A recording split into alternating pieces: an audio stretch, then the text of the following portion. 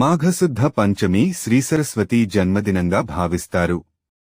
యావద్భారతావనిలో ప్రజలంతా ఆ తల్లి కటాక్షం కోసం పూజలు జరిపే పర్వదినమే వసంత పంచమి.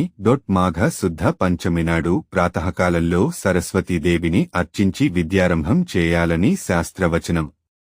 ఈ రోజునే క్షీరసాగర మథన సందర్భంగా మహాలక్ష్మి ఆవిర్భవించిన కారణంగా శ్రీపంచమిగా పేర్కొనడంతో ఈరోజు మహాగణపతిని, శ్రీలక్ష్మిని, శ్రీ సరస్వతిని షోడశోపచారాలతో పూజించాలని, శ్రీ సరస్వతిదేవి ప్రతిమతో పాటు జ్ఞానానికి ప్రతీకలైన పుస్తకాలను, లేఖినులను పూజాపీఠంపై ఉంచి అర్చించాలి.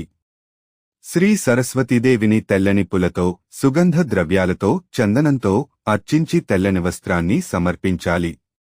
అనంతరం పిల్లలకు అక్షరాభ్యాసం జరిపిస్తే ఆ తల్లి కరుణాకటాక్షాల వల్ల అపారమైన జ్ఞానం లభించి నిరాటంకంగా విద్యాభివృద్ధి